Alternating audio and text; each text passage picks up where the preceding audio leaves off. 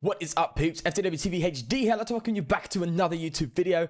And today I'm not having a great day. I had a fall on the bus all the way down the stairs, almost broke my foot. But you know what?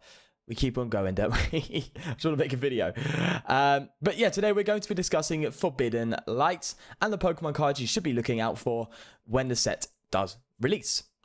So, the set will be released on the 4th of May, if I'm correct, which is in about, well, 4 days. From the making of this video. And yeah, I just want to go through some cards that you may need to look out for, cards that may see some play in one area or another, and the cards that again you may even want to consider using yourself or trying out, right? So let's go from the beginning here. We are going to be starting off with the Alolan Exeggutor, which is actually looking like a pretty decent card, if I'm going to be honest with you. So let's just go with its attack. It's just one energy attack. This attack does 20 more damage for each type of basic energy card in your discard pile. You can't add more than 100 damage in this way. Now, not being able to add 100 damage is obviously a cap that's been inspired, I assume, by Trashalanche from the Garbodor. I think they've realized that Trashalanche is so overpowered, and that's something that you need to rely on your opponent for. So if you had a similar effect, but something that you could control, it would be ridiculously overpowered. If there was no damage cap, and you'd play Alolan Exeggutor, as long as you get different types of energy in your discard pile, you could do an insane amount of damage. So I think they've done that damage cap to make sure that it's somewhat regulated, but also still quite high. So the max damage you're going to be hitting is 120, choice band 150, which is great for one energy. That's fantastic. The hard thing about this card is that, of course, you need to get different types in the discard pile. So you're going to be needing to play different types of energy. You're going to need fire, psychic, dark, fighting, grass. Obviously, you're going to need more grass so you can use the attack. So it's a bit awkward, honestly. But it can be played around. You can go ahead and use your Professor's Letter and use Ultra Balls or whatever. Find ways to put things in the discard pile. But the reason why I put this in this video is because in Expanded, with Battle Compressor, this card is going to be fantastic. It's going to be a Stage 1, non-GX, 160 HP.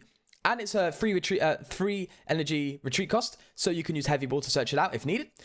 So yeah, it's going to be a really good card in Expanded because you can access your discard pile so much in Expanded, right? And this could also be played very well with I don't know what ability it has, but there's an Execute in the Expanded format where if it's in your discard pile, you can bring it back out into play or into your hand. So you can play in a Alolan Exeggutor Zoroark deck and use that Execute to its full effect there, so you can actually use it properly with this Alolan Exeggutor. So that's something Expanded that you should be looking out for. So I just want to start off with that one. Again, it's not the best card in the set, but it's just something that can hit a lot of damage for one energy and is a single prize Pokemon. That, in my book, means it's good. Right, so we're actually going to go to the Ultra Beast Pheromosa.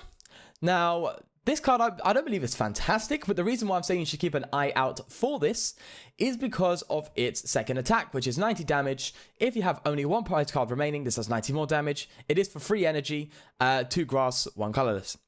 Now, the reason why I say keep an eye out for this one is because your opponent could just play this as a one-off tech in, like a Tapu Bulu deck or something down that line, right? They could do a one-off tech in a, let's say, because I know there actually is a Genesect and Venusaur deck. This could also be played in there as a one-off tech. 90 damage on its own is pretty okay. You see it on you see 90 damage on your Glaceon GX, and that of course adds another 30 damage, has an effect. This is an attack that also has an effect, meaning it's a decent attack. The energy cost is a bit weird, honestly.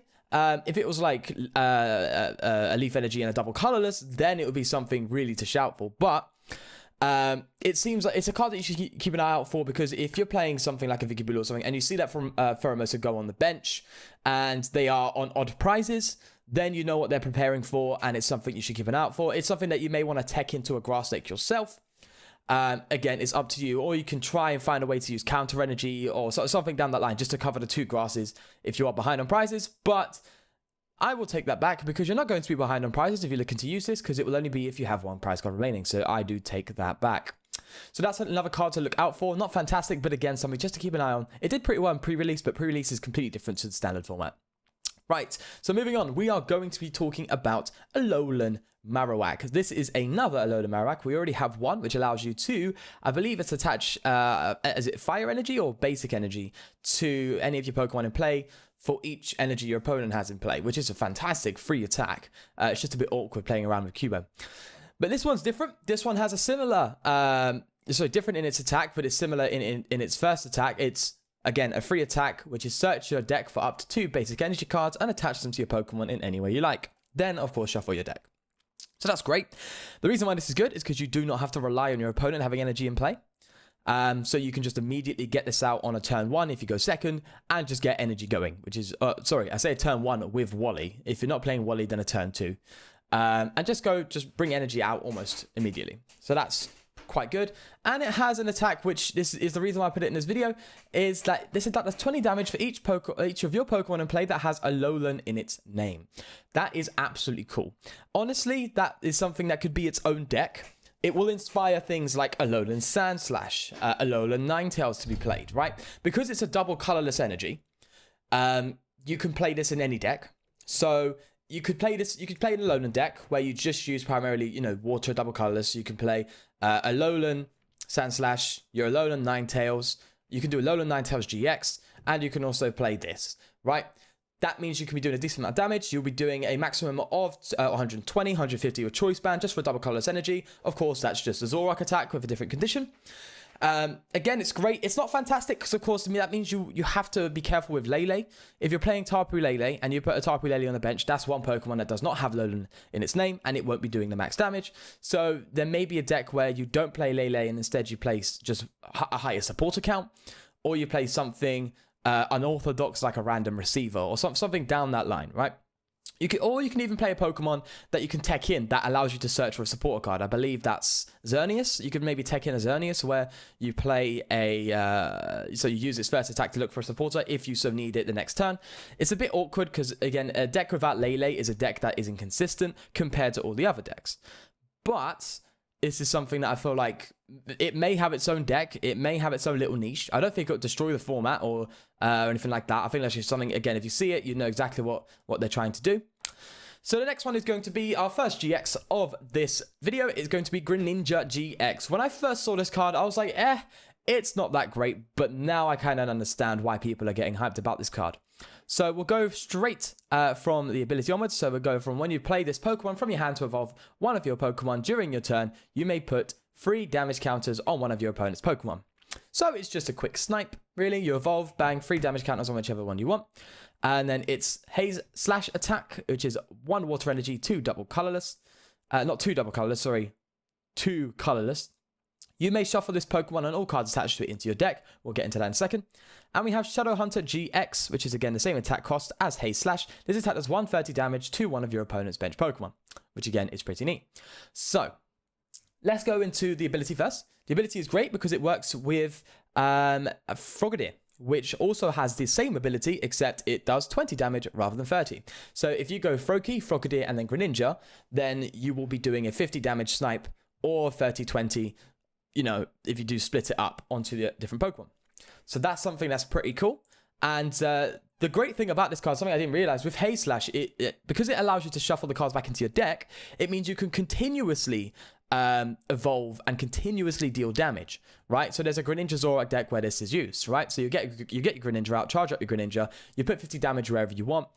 You may have some more Froakies or Frogadiers on the bench, just doing some more sniping, and then you can do your 110 attack, knock out your opponent's active somehow, and you shuffle everything back into deck. You have another, let's say, Frogadier or something like that, and then you can just keep reusing it. Obviously, it's got its flaws. If you're shuffling a GX into deck and you're promoting a Pokemon that's quite weak, then it's likely to be knocked out by your opponent. But again, that can force them on the one prize. So it's beneficial, but it also has a little bit of risk to it, that type of play. But it's great. Its GX attacks is good.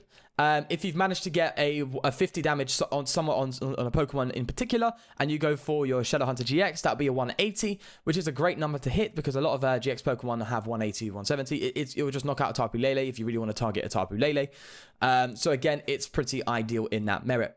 So it's a good card. It's something that we'll see play for sure. Will it again take the format by storm? I don't think so, but I feel like it's something that we'll see play, and it is something that I think may get into a top 32 in a few tournaments or so. Right, so let's discuss the next card, which is Volcanion Prism Star. This card is not fantastic, if I'm going to be honest with you, but again, something to keep an eye out for. So we will go off with its ability, which is once during your turn before you attack, you may discard an energy card from your hand. Sorry, a water energy card from your hand. If you do, your opponent switches their active Pokemon with one of their bench Pokemon. This is pretty good. It's pretty good. It's a gusting effect as an ability, which is really good, honestly.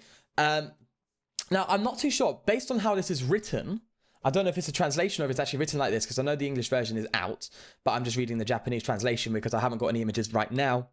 Let's just see. If it's actually truly written in this way, okay, where your opponent switches the active, that means they choose, right? That means that you don't go ahead and switch your opponent's active. You don't do a Lysander effect or a Bloodthirsty Eyes effect.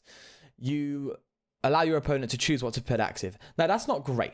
The reason being is because if you allow your opponent to choose what to put active, they can choose the best of the worst, pretty much. If they have Pokemon on the bench that's charged up, and you use this ability, which I don't think it'll be ideal, honestly, to use it in that merit, you can use that ability and they can actually put up the one that is charged up and ready to knock out the Volcanion. But also, it's still got, let's say your opponent has only 2 Pokemon out, or you've gone ahead and paralleled them with a Parallel City, and then you use that ability and force something up they don't want up. It's pretty good. It is all right. It's good in that merit. It's a gusting effect. It's good. But just the fact that they choose, it gives it a bit of a downfall. Another good part of this ability is it allows you to discard water energy, which is great with Aqua Patch. So it allows you to do that without needing things like Ultra Ball. So that's, again, pretty good. So we'll do it Sauna Blast, which is free water energy. This attack does 20 damage for each of your opponent's bench Pokemon. Oh, sorry, to each of your opponent's bench Pokemon, not 4. So it's 100 plus that. So that's pretty good. It's a spread effect. It's pretty much Tapu Koko on steroids. So that's, again, pretty good. Big problem is retreat cost. It's quite high. Yes, Heavy Ball's good, but if that doesn't get reprinted anytime soon, it should rotate by September, is the theory there. So that's not ideal, so you can't just, get it in and out of active positions. Of the active position, should I say.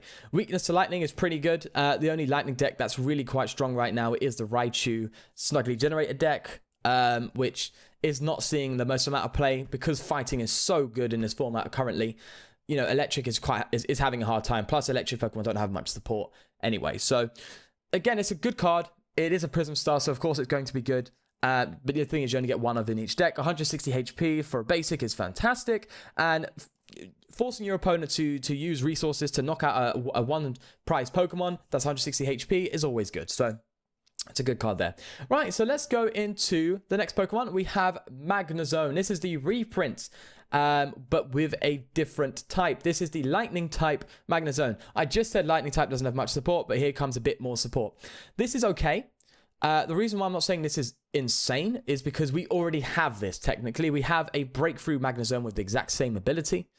And it's not seeing any play now. So if the Breakthrough one is not seeing any play, this one won't see any play either. It's barely any difference between the two. Yes, you could, play this around with Raichu now and then if further lightning support comes out in the future post-rotation, then, there could be some play for this card, and this card could see better days. But considering that the Breakthrough Magnezone is already out, it's not ideal. But I'm just saying, this card is getting reprinted. This card did see a lot of hype upon Ultra Prism, but that was primarily because of the support around it. Again, this card is only as good as the Pokemon you're using it for. So it could be actually really great for a Raichu deck. It honestly can. But honestly, I'm sure that's been tried out already.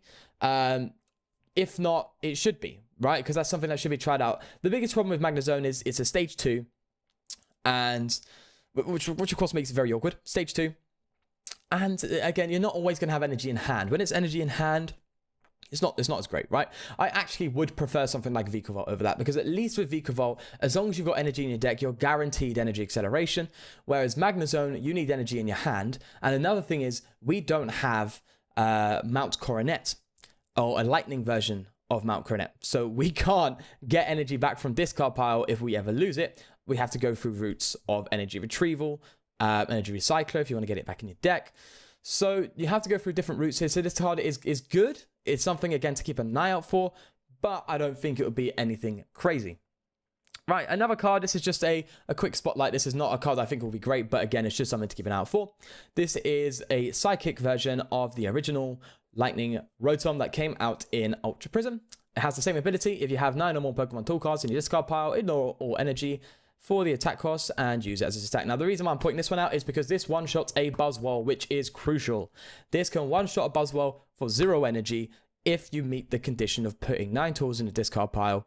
Rotom has seen not a great amount of play. I mean, people are playing it in Expanded. Of course, you have Battle Compressor to put your tools in your discard pile. People are playing this deck with Bursting Balloon, so you can go ahead and just throw it in your discard pile the next turn, and it speeds up the process, and people are just playing this with a ton of tools, of course, just for the free energy attack cost. But this is good. This is just another addition to the Rotom deck, which is great because you can go ahead and counter the Buzzwole, which so heavily counters the Rotom deck. Because, of course, in Rotom deck, you're going to be primarily playing the basic Rotom for Lightning, which is a Lightning type, for hitting the most damage.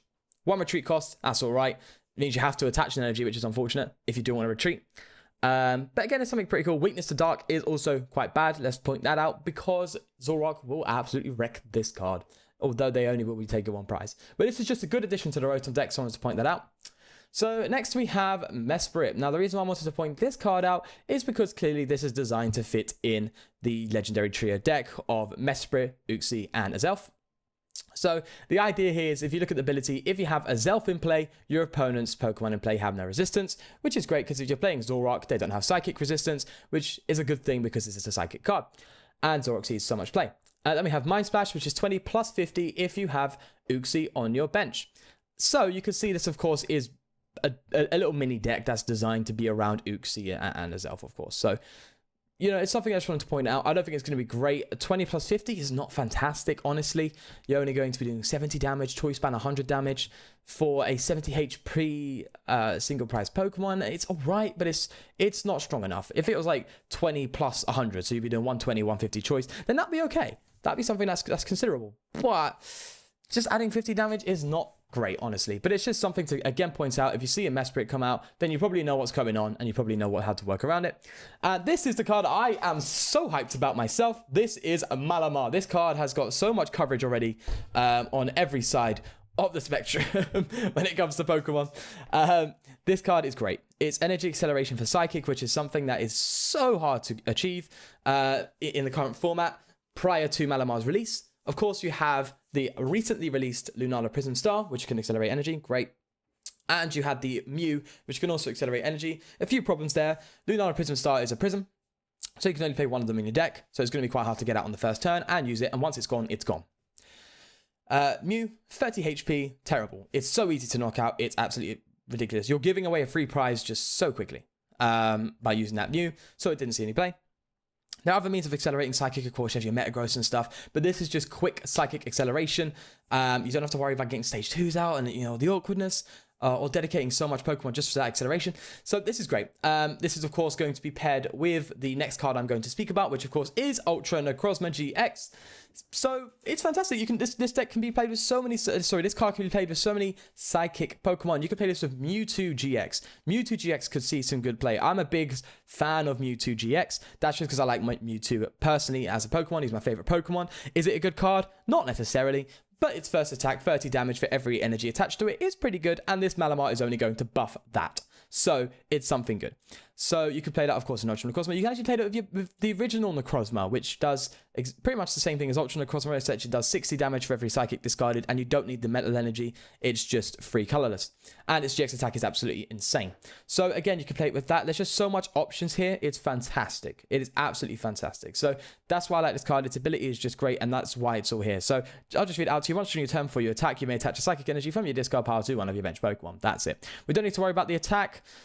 It's called Psychic Sphere, but it's nothing really crazy. 60 damage for free energy is pretty bad, but this ability is fantastic. So let's go and talk about Ultra greninja-gx. This is going to be paired up with Malamar. This is my favorite card in the set. I'm sure a lot of people think the same about this.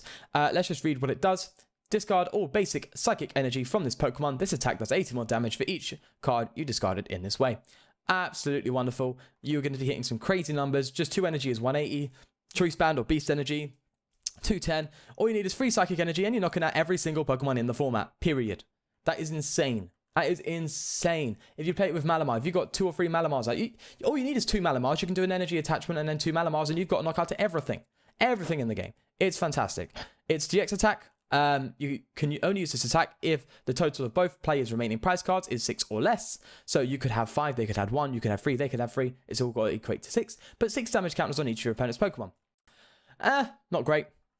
The reason why they've added the limitation there, where you must have 6 or less, is to stop you from doing that in the early game. Because imagine if you turn, let's say if you get some crazy play, right, where you get Ultra Necrozma on your bench and you have a Float Stone attached to an Inkay and you play Max Elixir, right? You can Max Elixir a Psychic. You can attach, if you manage to use Professor Letter or something. Yes, it's crazy, but it's possible. You can attach yourself a Metal Energy and you can knock out your opponent's active Pokemon easily for 100 damage. And they don't have any bench, you win the game. It's so easy to win the game with this GX attack. Sorry, not even that. Well, yeah, actually, let's say that they just have the one active. You can just use your first attack, which is a potential there. But I meant to speak about the GX attack here. If your opponent has a bench full of 60 HP Pokemon, guess what? That GX wins you the game. So that's probably why they've added that prize condition in there, to stop the cheese of winning the game if they have all 60 HP Pokemon out there. So that's quite smart on Pokemon's part. It's not a great GX attack, honestly. I mean, it can be good if you manage to spread damage somehow, but this card does not spread damage. This card takes big one-hit knockouts. So the GX attack is quite counterintuitive.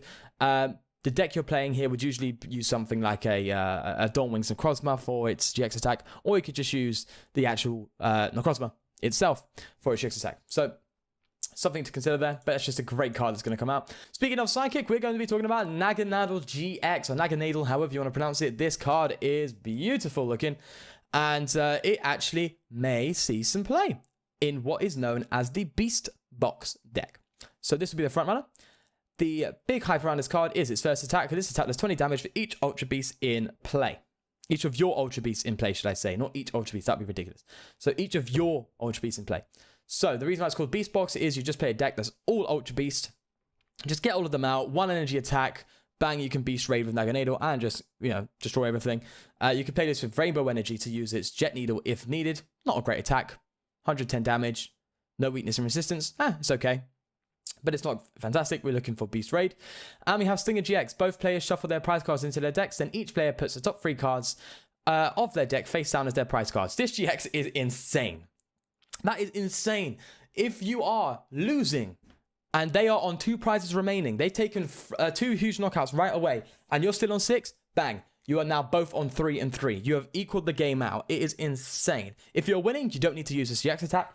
But if you are in the case where you are losing so badly, this GX attack can just do so much good for you. So it's a great GX attack. You've got a great single energy attack. The wonder this card has a lot of hype. It one-shots Buzzwolves easily, and that's something to definitely keep in mind. Its Jet Needle doesn't apply resistance, so you can go ahead and hit into your Zoroarks a bit more comfortably. So this card definitely will see some play. Will it be fantastic? It depends. You can't play Lele so consistently or so freely, because as soon as you put a Lele down, well, at that point you've lost a spot for an Ultra Beast. You've lost 20 damage, so not great. But this deck, I believe the Beast Box deck does play 1 Lele. I'm not too sure though. It depends on your list, but just be careful and keep that in mind. Again, no Lele is always a bad thing in any deck. So we are going to be discussing another GX, which is greninja-gx. This, my friend, is a beautiful card. And let's just briefly go over what it does. We have Cell Connector for 50 damage. Attach 2 energy cards from your discard pile to this Pokemon. 2 fighting energy. I don't know if I said fighting or not. Now, it doesn't say fighting basic. So I don't know if you can use strong here. I don't know if you can put strong in a discard and then use that to attach strong. It just says fighting. It depends. I'm assuming not, because it seems like strong energy is a special energy, but when it's attached to a fighting Pokemon, it is a fighting energy with its added effect, right? So I don't think it's officially counted as a fighting energy, so I assume not. But it's still good. Cell Connector, as long as you find a way to get energy in the discard pile, Ultra Ball, other means, you could play this with Zoroark, go for some trades. This is something that can definitely work, right? Now, Lance Wrath on its own is a terrible attack. 130 for 4 energy is bad. But the reason why it's good is because it works in cohesion with Cell Connector, which, upon using Cell Connector, as long as you have fighting in discard, you can use Lance Wrath the turn after. So, again, effectively, it is a double colorless energy attack if you do it in that way. So that's something that's to be considered, of course. So it makes Lance Wrath seem a little bit less horrible, but still that much energy for an attack, not good. Then we have Verdict-GX. Now, this is the card. This is the one everyone's talking about. It's prevent all damage done to this Pokemon by attacks from Pokemon GX and EX during your opponent's next turn. It is a wall GX attack that does 150. It will do 180 with Choice Band. If you have 2 strong energies on there, you're going to be hitting some big numbers. If you have Regirock, Diancie, Prism Star, there's big numbers you'll be hitting with this GX attack. And the reason why I'm so excited about this is because we have Bonnie, which I've discussed. I'll leave an annotation card here to let you see the Bonnie video. Basically, to summarize, it allows you to reuse Zygarde's GX attack. So that is fantastic. A GX attack that can do big damage, prevent all damage, and can be reused is something to keep an eye out for. It's a bit awkward, yes, because you have to have Bonnie in your hand. You have to find a way to get Bonnie. If you play Bonnie, you have to find other ways of using draw support. So might have to play Octillery, as I said, Zoroark, so you don't have to worry too much on draw supporters. So again, it's a bit awkward in the fact that Bonnie is a supporter, which means you can't use other supporters like Guzmans and stuff. But again, pretty damn good. I did mention their name, and I will bring it out now. Diancie Prism Star. Fantastic card to keep an eye out for. This adds 20 damage to each of your fighting Pokemon. Fighting Pokemon support is not going anywhere right now. In fact, it is getting even better. It is insane how much support fighting type Pokemon have. And this is just another one to throw in there. It's a 120 basic. That's okay. Not amazing. You would like 130. 120 means it can be one-shot by pretty much anything. In the format, you have Gliscor, you have Zoroark, you have Lucario. There's so many Pokemon that can just one-shot this, which is a shame. But it's a single-price Pokemon, so do you know what? It's not something to be too scared about. It adds damage, that's great. Also, it's a pretty good counter to Hooper. If you throw this in a Buzzwole Lycanroc deck, you've got your Hooper covered, because all you need to do is somehow get, if you play Carbink or something, it depends on what you're using, really. But free fighting energy, 90 damage, heal 30, great, that one-shots a Hooper. So, again, it's pretty good. The energy cost is quite awkward, but again, you can work around that with Carbink Break.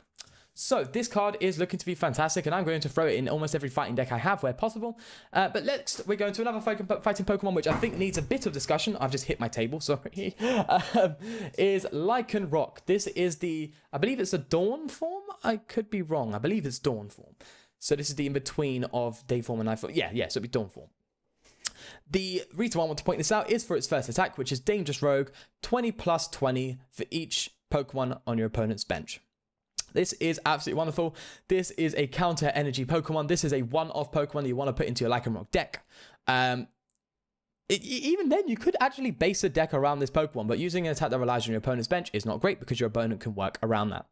So I feel like it's a one-off tech. The reason being is if you use Dangerous Rogue GX, and you haven't got really any sort of Pokemon in play that has a good amount of energy attached to it or good amount of damage possible, this could be a card that is a single prize, does a high amount of damage for just a 1 energy attachment of counter energy. Or if you really want to do it, you can just go strong and fighting, or just fighting. Strong fighting or strong energy would even be better. If you do strong, that's 60 plus 20 for each bench, which means if I've got my maths correct here, you'll be doing is it 160? Yeah, you'll be hitting 160, choice spend 190 if you get 2 strong energy. So that is just so much potential there. And you have Diancie Prism Star. You can be hitting 210 if you have all those combined, which of course is going to be hard to do, but that means you could be hitting 210 with with a single prize Pokemon. That's great. So, Buzzwole. This is the one that everyone is talking about in the Buzzwole world. So this is going to be the Buzzwole Ultra Beast, not GX variant, which means you can throw it into your deck without having to worry about removing a Buzzwole GX, which is great. We have the first attack, which is what everyone's talking about, is Sledgehammer, 30 plus 90. If your opponent has exactly 4 prize cards remaining, this attack does 90 more damage. Wait, I just said that twice. I'm sorry. This is fantastic. This is absolutely great. It is the perfect counter Pokemon. It's a counter knockout. If you get knocked out and they go on 4 prizes, guess what? You bring this card out and you start doing dirt. And the thing is, this is not just going to be stuck to 1 turn, right? This is not just a 1-turn attack. If you manage to counter knockout and use this Buzzwole for 120 damage without any modifiers, again, bear in mind we have so many modifiers out there. Without any modifiers, 120 for 1 energy is insane. It's an Ultra Beast, which means you can use things like Rescue Stretcher to get it back. You don't have to worry too much about that. It's not a Prism Star. It's a single prize Pokemon. And your opponent will be remaining on 4 prizes as long as this card is in the active after the counter. So if you get knocked out, they go to 2 prizes, you bring Buzzwole out and start doing damage. They need to knock that Buzzwole out, or they need to Guzma and knock something out for that Sledgehammer to not have any effect. Which is going to be quite hard for them if you use this right. okay? So this card has so much potential, it's insane.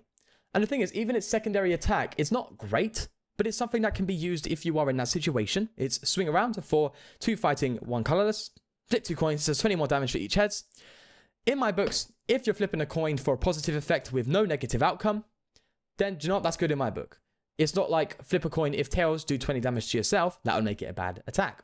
But it's flip 2 coins, so 20 more damage for each heads, it's great. You can do 120 if you get the heads, if not, you hit in 80. But again, you have damage modifiers, you have Choice Band, Dynasty Prism Star, Strong Energy. So 80 damage on its own is still pretty good for the current support there is for fighting. So this card is good in every way. It is good in every single way. 130 HP, fantastic. It can't be one-shot by Zoroark, Glycopod. It is weak to Psychic, so your Mew EX is going to hit into this pretty hard. But again, it's a single price Pokemon. You don't want people to be... you want people to be trying their hardest to knock out a Pokemon that's only 1 price. So that's fine. So that will be the last Pokemon of this video. I know this video was quite a long one, and also it wasn't scripted, so there was a lot of pauses, a lot of moments from like I say something wrong. So I really do hope you forgive me on that one there. I'm just really excited about this new set. So this is the Pokemon I think you should keep an eye out for. I will be bringing out a video soon, of course, talking about the item cards you should keep an eye out for, and then I'll be talking about the supporter cards you should keep an eye out for. So those videos should be a lot shorter than this one, hopefully. But other than that, I'd like to thank you guys very much for watching. What Pokemon are you looking forward to most in the upcoming Forbidden Light set? Let me know in the comments down below. But other than that, I'll leave you to it, guys, and peace.